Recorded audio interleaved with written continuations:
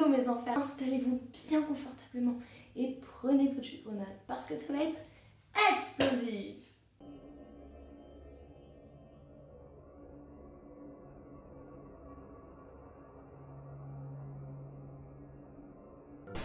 Aujourd'hui, je vous parle du meurtre d'Olli Kiliki-Saari qui a eu lieu en Finlande en mai 1953. Alors, cette affaire n'est pas particulièrement atroce, mais elle a marqué tout le pays, notamment à cause du mystère qui règne autour du meurtre de cette jeune fille de 17 ans. Saari était la victime parfaite. Elle rentrait à vélo chez elle un dimanche soir, et comme vous en doutez, elle n'atteindra jamais sa destination. Le 17 mai 1953, Olli Kiliki-Saari se rend à la chapelle en vélo. Elle travaillait au bureau de la congrégation et elle se rendait très souvent en réunion de supplication. Et quand elle arrive sur place, elle dit aux personnes présentes qu'elle se sent très fatiguée et qu'elle a besoin de se reposer. Certains ont trouvé ça assez étrange venant d'elle, et puis les autres ne se sont pas forcément plus inquiétés et elle a même été autorisée à rentrer plus tôt de la prière avec une de ses amies qui s'appelait Meiju. Les deux jeunes filles rentrent chez elles en vélo et se quittent au niveau d'une intersection et la dernière personne à avoir vu Olli en vie est un homme du nom de Tai Chaska. Durant les semaines qui ont suivi sa disparition, certains témoins diront qu'ils ont eu une voiture un peu suspecte de couleur crème avec un vélo à proximité et d'autres diront qu'ils ont entendu des cris et des sanglots près d'un lac à Karan-Kajarvi. Le 11 octobre 1953, soit 5 mois après sa disparition, les restes d'Olli ont été retrouvés dans un marécage après qu'un homme ait retrouvé sa chaussure, son écharpe et sa chaussette pas très loin de ce marécage. À savoir que le marécage était situé près de l'endroit où elle avait été vue pour la dernière fois. Chose étrange, son manteau était enroulé autour de sa tête et une branche de pin avait été plantée comme pour marquer l'endroit où se trouvait le corps. Son vélo a été retrouvé à proximité et donc la police pensait que c'était quelqu'un qui l'avait déposé ici plus tard avec quelques autres de ses effets personnels. Vous vous doutez bien que lorsqu'on remonte le corps d'Olli après 5 mois passés dans les marécages, il y a peu d'informations et de preuves disponibles.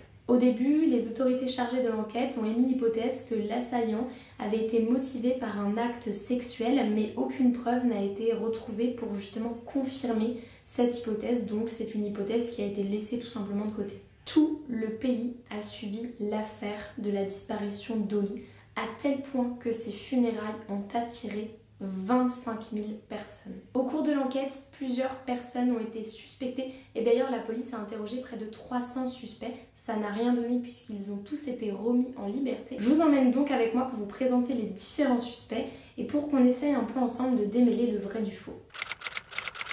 Dans un premier temps, le principal suspect est Kauko Kanervo, un curé qui avait emménagé dans la ville de Merikarvia 3 semaines avant l'assassinat. Cependant, il a un alibi pour pratiquement toute la nuit. Il était allé à une fête, il était rentré ensuite au presbytère. Il lui manquait un alibi pendant seulement 20 minutes, mais il n'aurait pas pu se rendre de Merikarvia à Isojoki en moins de 20 minutes, sachant que la distance est de 60 km et qu'il n'avait ni voiture ni permis.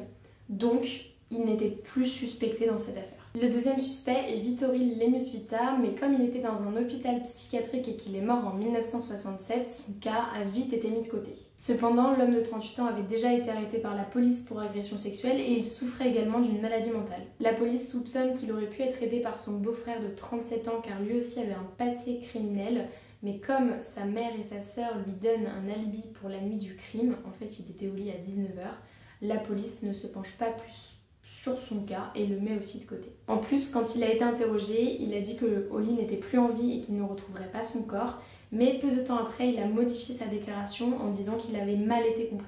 Un autre fait qui avait un peu fait douter la police était que lui et son beau-frère connaissaient très bien la région et qu'ils possédaient également un champ à 50 mètres de l'endroit où Olli avait été retrouvé et dans ce champ, ils avaient trouvé une pelle. Peut-être que cette dernière aurait servi pour creuser la tombe.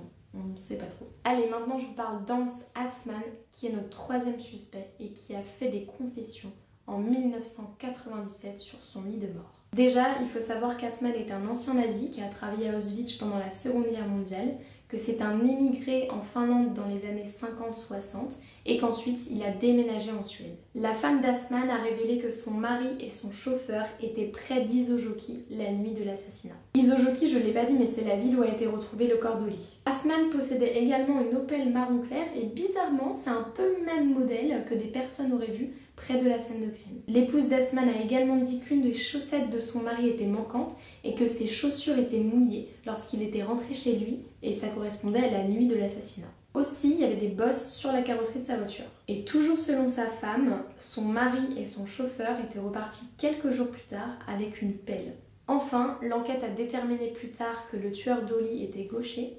Et devinez qui est gaucher? Roulement de tambour. Hans Asman.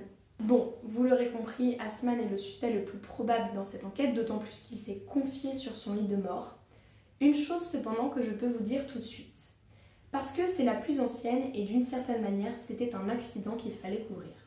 Sinon, notre voyage aurait été révélé. Même si mon ami était un bon conducteur, l'accident était inévitable. Je suppose que vous savez ce que je veux dire. Donc, selon lui, c'était un accident, son chauffeur aurait percuté Oli Kilikissari et afin de masquer cet accident et de ne pas mettre en porte-à-faux son chauffeur, ils ont décidé de transformer ça en assassinat et de partir. De ses confessions, on suspectera également qu'il avait un lien dans les meurtres du lac Bodom. Voilà, c'est la fin de cette vidéo, j'espère qu'elle vous aura plu, je vous attends dans les commentaires.